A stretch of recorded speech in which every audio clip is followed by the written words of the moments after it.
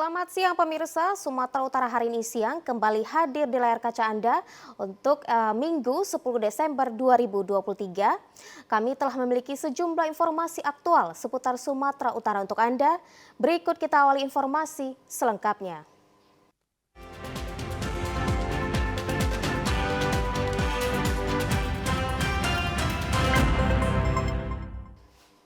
Pemirsa, kecelakaan maut kembali terjadi antara truk kontainer dengan minibus. Akibat kecelakaan lalu lintas tersebut, 1 dari 4 penumpang minibus tewas di TKP. Sementara 3 orang korban lainnya mengalami luka ringan hingga berat.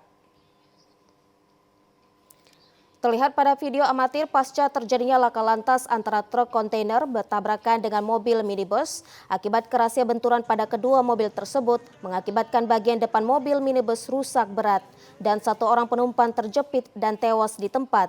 Sejumlah warga sekitar berupaya dengan alat seadanya mengevakuasi korban terjepit dari dalam mobil minibus tersebut, sedangkan 3 lainnya mengalami luka berat hingga ringan langsung dibawa ke rumah sakit terdekat untuk mendapatkan perawatan intensif. Kecelakaan bermula saat truk kontainer datang dari Medan menuju Rantau Perapat. Karena ingin mendahului kendaraan di depannya, tiba-tiba datang minibus dari arah berlawanan sehingga truk tidak dapat menghindar hingga terjadi tabrakan.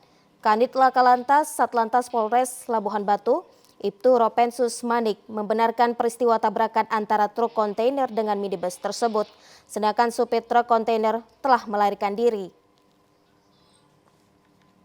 Sekitar pukul 8.00 ini tepatnya di Kecamatan Ain Atas, yaitu antara satu mobil penumpang jenis Avanza bertabrakan dengan satu mobil barang jenis truk, yang mana mobil Avanzanya dari Rantau Perapat menuju Medan.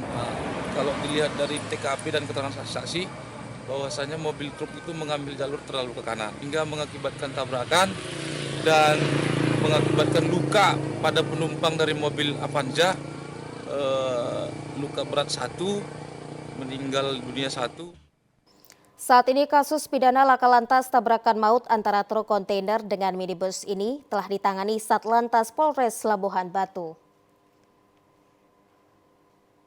Sementara itu, kasus perundungan dan penganiayaan yang menimpa seorang remaja Madrasah Aliyah Negeri 1 beberapa waktu lalu masih berlanjut hingga kini.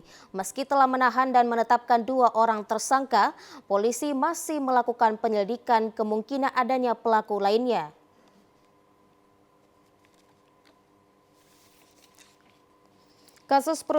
Kasus perundungan dan penganiayaan yang melibatkan siswa sekolah Madrasah Aliyah Negeri 1 Medan ini masih berlanjut. Korbannya hingga kini masih mengalami trauma mendalam dan kecenderungan takut bertemu dengan orang. Kepolisian Polrestabes Medan bekerjasama dengan pihak sekolah dan pemerintah melalui Dinas Perlindungan dan Perempuan dan Anak terus bekerja melakukan pengembangan kasus yang sempat menjadi perbincangan publik ini. Meski telah menahan dan menetapkan 2 orang tersangka yang merupakan senior dan alumni sekolah korban, tidak menutup kemungkinan akan adanya penambahan tersangka. Kapolrestabes Medan Kombes Pol Valentino Alfa Tatareda menyebutkan petugas Satreskrim Polrestabes Medan masih melakukan pengejaran terhadap para pelaku lainnya yang melakukan perundungan dan penganiayaan terhadap korban. Yang satu masih dalam pengejaran lagi yang lain, ya. Ada 2 yang kita duga tersangka, ya. Satu memang masih 15 tahun ya. Jadi sudah kita datakan, kalau yang satu sudah dalam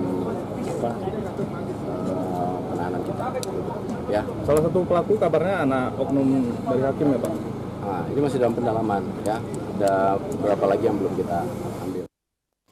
Agar tidak terjadi hal serupa di kemudian hari, polisi meminta para orang tua dan pihak sekolah dapat melakukan langkah-langkah yang bersifat antisipatif seperti menerapkan sanksi kepada siswa yang terlibat geng motor hingga merutinkan bimbingan konseling pada setiap siswanya. Pemirsa, 1 unit bus angkutan umum jurusan Siantar Medan ludes terbakar saat parkir di pinggir Jalan Sisingamangaraja, Kecamatan Siantar Utara, Kota Pematang Siantar kemarin. Dugaan sementara terbakarnya bus angkutan umum ini akibat korsleting listrik yang terjadi di bagian belakang bangku penumpang yang menimbulkan percikan api dan membakar bangku bus. Api yang membesar disertai asap hitam tebal sempat menghebohkan warga sekitar. Warga kemudian menghubungi petugas pemadam kebakaran Kota Pematang Siantar. Api baru dapat dipadamkan setelah 4 unit pemadam kebakaran milik Pemko Pematang Siantar dan Pemkap Simalungun serta 1 unit mobil water cannon Polres Pematang Siantar diturunkan ke lokasi. Kepala Seksi Pembinaan Kasih Pembinaan Pemadam Kebakaran Kota Pematang Siantar, Rencu Sitompul, mengatakan akibat peristiwa terbakarnya bus angkutan umum ini menyebabkan kabel listrik di lokasi ikut terbakar, sehingga petugas PLN memadamkan aliran listrik untuk menghindari adanya warga atau petugas tersengat aliran listrik. Keterangan yang kita terima untuk bus yang terbakar dalam keadaan berhenti, dalam keadaan parkir, diduga api bersumber dari dalam bus, yaitu dari objek di belakang, bangku paling belakang. Untuk korban jiwa negatif, tidak ada korban jiwa.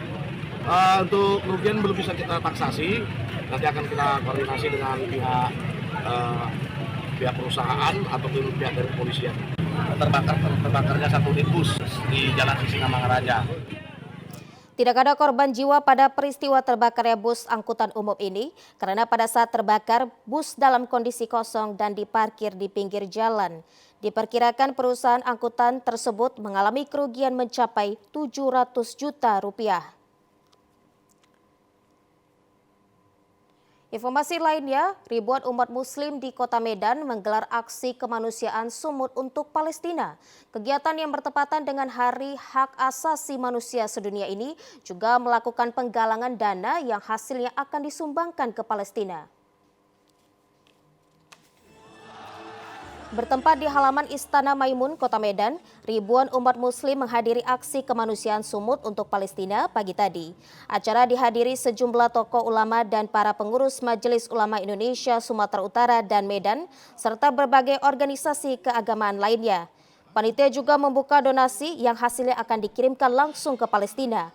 Ustadz Bahtiar Nasir yang hadir dalam acara tersebut mengatakan Indonesia akan tetap membantu Palestina agar tetap merdeka. Dan ia juga berharap selain di Sumatera Utara, daerah-daerah lainnya juga ikut menyelenggarakan acara kemanusiaan untuk Palestina serta turut membantu negara tersebut agar bisa merdeka dari penjajahan Israel.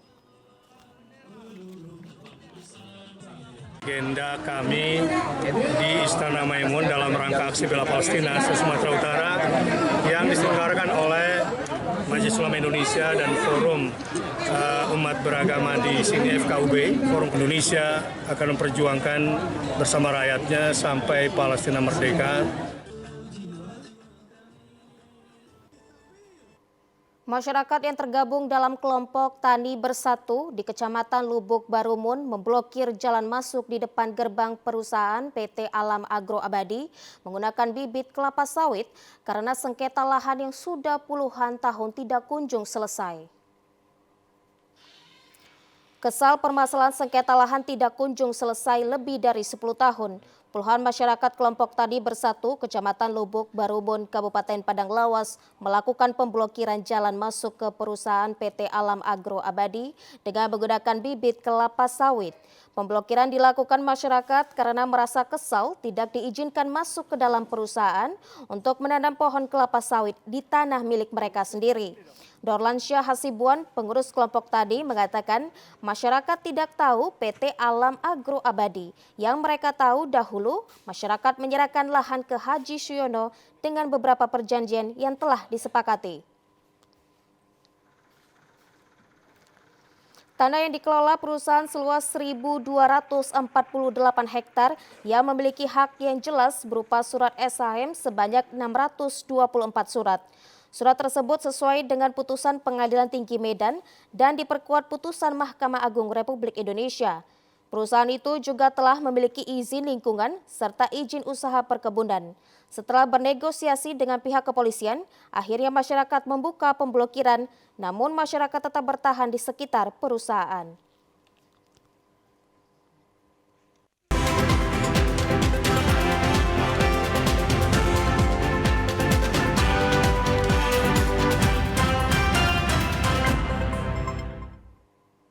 Terima kasih Anda masih bersama kami. Pemirsa, sebanyak 1.153 lulusan program Pasca Sarjana, Sarjana, dan Ahli Media Universitas Dharma Agung mengikuti wisuda dalam acara sidang terbuka yang dibuka oleh Ketua Senat ASOK Profesor Dr. Gom TP Siregar di TD Parede Hall Medan kemarin. Universitas Dharma Agung pada periode 1 tahun 2023 mewisuda sebanyak 1.118 lulusan terdiri dari 960 strata 1, 1 lulusan diploma 3, 157 pasca sarjana, ditambah 35 lulusan Akademi Pariwisata dan Perhotelan. Pada kesempatan tersebut, Rektor Universitas Dharma Agung Dr. Muhammad Ansori Lubis mengumumkan 14 nama lulusan terbaik, diantaranya Samsia Silitonga dari Magister Manajemen dan Rifandi Rusli Magister Ilmu Komunikasi dengan IPK 4,0. Rektor Universitas Dharma Agung Dr. Muhammad Ansori Lubis mengapresiasi dan bangga atas prestasi, kerja keras, ketekunan, serta dedikasi alumni dalam menempuh pendidikan di Universitas Dharma Agung. Ansori mengatakan Universitas Dharma Agung selalu berusaha menyelaraskan kurikulum dengan perkembangan terkini agar para lulusan dapat menjadi insan yang tidak hanya cerdas secara akademis, tetapi juga siap menghadapi dunia kerja yang dinamis dan kompetitif. Ansori juga mengatakan untuk memenuhi tuntutan pendidikan yang maksimal, pada tahun ini 6 tenaga dosen di Dharma Agung telah menyelesaikan pendidikan doktor, sehingga saat ini terdapat 48 orang doktor dan ditambah 1 orang lagi profesor. Ketua Yayasan Universitas Dharma Agung dalam sambutannya dibacakan Sekretaris Yayasan, Robert Sihotang mengatakan, dunia saat ini membutuhkan lulusan yang tidak hanya memiliki pengetahuan khusus di bidangnya, tetapi juga memiliki keterampilan yang dapat diaplikasikan secara luas. Dikatakan kemampuan beradaptasi, kreativitas, dan inovasi menjadi kunci keberhasilan di era globalisasi. Oleh karena itu, para alumni Dharma Agung diminta terus mengembangkan diri dan menjadi agen perubahan yang mampu menjawab tantangan zaman saat ini. Selain itu pemirsa, ada hal yang istimewa dalam wisuda di Universitas Dharma Agung kemarin, di mana salah seorang di antara wisudawan adalah Bupati Nias Utara, Amizaro Waruwu, yang mengikuti perkuliahan Magister Jurusan Ilmu Pemerintahan di Universitas Dharma Agung Medan. Ada beberapa hal yang dapat dilakukan untuk meraih kesuksesan, diantaranya belajar. Tidak ada kata terlambat dan batasan usia dalam menuntut ilmu asal memiliki kemampuan dan kemauan yang kuat. Seperti halnya yang dilakukan oleh Bupati Nias Utara Amizaro Waruwu yang menuntut ilmu di Pasca Sarjana Universitas Dharma Agung Medan. Pada wisuda kemarin dia mengatakan melalui pendidikan dapat memperoleh pengetahuan mengenai ilmu pemerintahan yang secara nyata dapat diterapkan dalam tugas sehari-hari. Dikatakan selama 2 tahun mengikuti perkuliahan ada banyak hal yang dapat diterapkan dalam menjalankan roda pemerintahan di Nias Utara, diantaranya mengelola dengan tepat sumber daya manusia, mendorong pertumbuhan perekonomian dan memajukan pendidikan bagi warga Nias Utara. Pendidikan ini sangat penting dan pendidikan ini adalah investasi dan jembatan yang paling baik saat ini untuk mencapai tujuan. Tentunya kita berharap bahwa dunia pendidikan ini terus dikembangkan dengan teknologi yang semakin canggih dan hanyalah melalui dunia pendidikan kita bisa mengupdate dan mengikuti perkembangan. Sementara itu, Kepala LL Dikti Wilayah 1 Profesor Saiful Anwar Matondang berharap ke depan Universitas Dharma Agung bisa menjadi kampus yang unggul setelah saat ini dinilai sudah menjadi yang terbaik.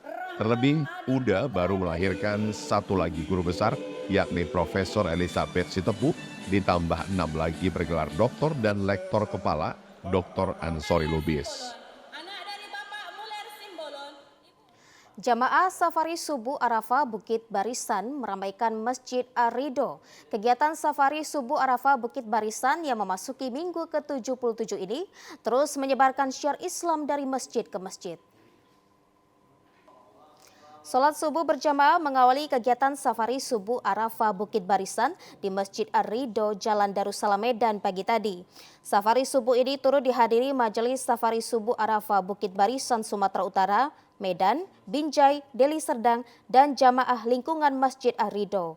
Kegiatan Safari Subuh Arafah Bukit Barisan ini binaan langsung dari Pembinaan Mental dan Kesejarahan Kodam 1 Bukit Barisan yang berjalan pada Minggu ke-77, merupakan program Kodam 1 Bukit Barisan dalam memakmurkan masjid. Kegiatan Safari Subuh Arafah Bukit Barisan ini dalam rangka menyebarkan syiar Islam dari masjid ke masjid serta memperkenalkan kotak infak kejujuran. Kotak infak kejujuran memudahkan jamaah dalam bersedekah dan mensejahterakan lingkungan masjid termasuk masyarakat yang kurang mampu.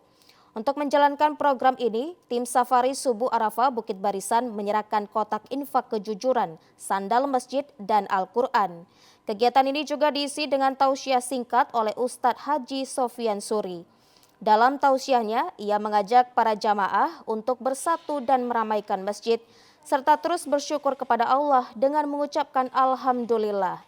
Ustadz Sofyan Suri juga mengajak seluruh umat muslim agar kompak dalam meramaikan masjid. Penasehat Safari Subuh Arafah Bukit Barisan Sumatera Utara, Amiruddin, mengajak seluruh remaja masjid untuk aktif kembali meramaikan masjid. Beraktivitas di masjid, utamanya para generasi muda. Nah, bagaimana kita bisa menghempang lajunya narkoba ini melalui aktivitas di masjid. Remaja masjid kita aktifasi lagi. Dan bagaimana kita bisa memulai segala sesuatunya, aktivitas itu adalah pendidikan melalui daripada masjid. Tim Safari Subuh Arafah Bukit Barisan menghimbau masyarakat untuk bersama-sama dalam menjaga keamanan dan ketertiban masyarakat jelang pemilu 2024 mendatang. Dan pemirsa, informasi tadi sekaligus menutup perjumpaan kita dalam Sumatera Utara hari ini edisi siang. Saya Nisa Redi beserta seluruh kerabat kerja yang bertugas mengucapkan terima kasih atas perhatian dan juga kebersamaan Anda. Selamat siang dan sampai jumpa.